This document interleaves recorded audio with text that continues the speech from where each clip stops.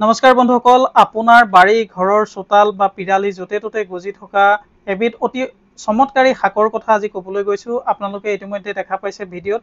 এই শাকবিধৰ কথা আজি আপোনালোকক জনাম। এবিধ অসমৰ অতি চমৎকাৰী শাক।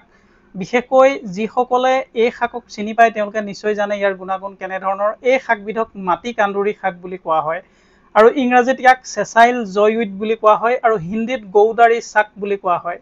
ইতিমধ্যে মই আগৰ এটা ভিডিঅ' বনাইছিলোঁ যদিও আপোনালোকক দেখুৱাইছিলোঁ এবিধ শাক মাটিকান্দুৰী বুলি যদিও কোৱা হয়। সেই শাকবিধ কিন্তু প্ৰকৃততে মাটিকান্দুৰী শাক এইবিধহে শাক। মই যিবিধ আগৰ ভিডিঅ'ত দিছিলোঁ সেইবিধক হেলচি শাক বুলিও কোৱা হয় বা পানী কান্দুৰী বুলি কোৱা হৈছিলে। কিন্তু আজি মই আপোনালোকক প্ৰকৃত মাটিকান্দুৰী শাকবিধ দেখুৱাইছোঁ। এই শাকবিধৰ চমৎকাৰী গুণৰ কথা মই আপোনালোকক পুনৰবাৰ এই ভিডিঅ'টোৰ জৰিয়তে ক'বলৈ বিচাৰিছোঁ। ইয়াত এণ্টি ফাংগল এণ্টি বেক্টেৰিয়েল গুণ থাকে। বিশেষজ্ঞসকলে কৈছে যে ডায়েবেটিছ আৰু কেঞ্চাৰ প্ৰতিৰোধী গুণ আছে এই শাকবিধত। আপোনাৰ বাৰী বা চোতাল বা পিৰালি য'তে ত'তে এই সময়ত আপোনালোকে দেখিব এনেধৰণে ফুলি থাকে আৰু পাতবোৰ আপোনালোকে দেখিছে কেনেধৰণৰ হয়। এই শাকবিধ আপোনালোকে ভালদৰে মন কৰিব। এনেধৰণৰ শাক কিন্তু বহুতো আছে অসমত। আপোনালোকে চিনি পাবৰ কাৰণে কেইবাবিধো এই ধৰণৰে শাক আছে, কিন্তু মই আপোনালোকক ভাল ধৰণে দেখাইছোঁ যে আপোনালোকে প্ৰকৃত মাটিকান্দুৰী শাকজোপা চিনি পাওক। এই শাকে পাইলছ ৰোগ আৰোগ্য হোৱাত সহায় কৰে। বিশেষজ্ঞসকলে কৈছে যে প্ৰস্ৰাৱৰ জ্বলা পোৰা হওক, জণ্ডিছৰ মহৌষধ, লিভাৰৰ কাৰণে অত্যন্ত ভাল শাক এই মাটিকান্দুৰী শাক আৰু চুলি আৰু ছালৰ বাবেও অত্যন্ত ভাল এই শাকবিধ। এই শাকবিধক অসমৰ এবিধ অতি চমৎকাৰী শাক বুলি ইতিমধ্যে স্বীকৃতি দিছে। বিভিন্ন বিশেষজ্ঞসকলে কৈছে যে এই শাকক অঞ্চলভেদে হয়তো বেলেগ বেলেগ নাম থাকিব পাৰে। আপোনালোকে এই শাকক কি বুলি কয় আমাক কমেণ্ট কৰি জনাবচোন। আপোনালোকক আন এবিধ শাক দেখুৱাইছোঁ। এইবিধ হ'ল একেই দেখিবলৈ প্ৰায়। এইবিধ কিন্তু কেহৰাজ।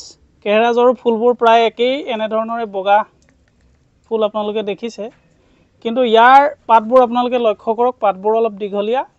এইবিধ হ'ল কেহৰাজ শাক।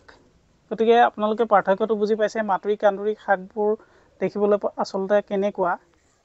কেহৰাজ আৰু মাটিকান্দুৰী বা লেহেতি দেখিবলৈ প্ৰায় একেই এই তিনিওবিধ শাক, কিন্তু অকণ পাৰ্থক্য আছে। আপোনালোকে যদি ভাল ধৰণে চাই তেতিয়াহে গম পাব যে মাটিকান্দুৰী শাকৰ লগত লেহেতি শাকৰ পাৰ্থক্য বা কেহৰাজ শাকৰ পাৰ্থক্য প্ৰায় একেটা প্ৰজাতিৰে বুলি ক'ব পাৰি। আপোনালোকে ভাল ধৰণে চালেহে গম পাব। ইয়াৰ পাতবোৰ মই আকৌ কৈছোঁ যে ইয়াৰ পাতবোৰ অলপ ঠেক হয় আৰু যিটো আপোনাৰ মই পুনৰবাৰ কৈছোঁ যে কেহৰাজ শাকৰ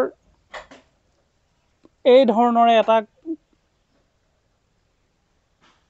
কলি আপোনালোকে দেখা পাইছে। এইটো এয়া ফুল সৰি যোৱাৰ পিছত এনেধৰণৰ আৰু দীঘল হয় পাতবোৰ।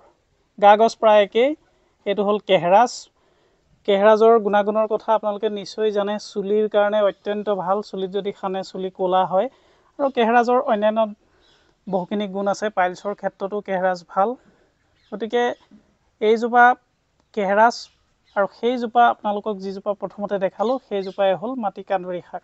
বন্ধুসকল, আমাৰ অসমত কেনেধৰণৰ চমৎকাৰী শাক আছে আপোনালোকে নিশ্চয় জানে আৰু এই ধৰণৰ শাক আমি খাব লাগে এইকাৰণেই, কাৰণ এই শাকবোৰে আমাৰ ৰোগ প্ৰতিৰোধ ক্ষমতা বৃদ্ধি কৰিব পাৰে আৰু বিভিন্ন জটিল ৰোগৰ পৰা আমাক ৰক্ষা কৰিব পাৰে।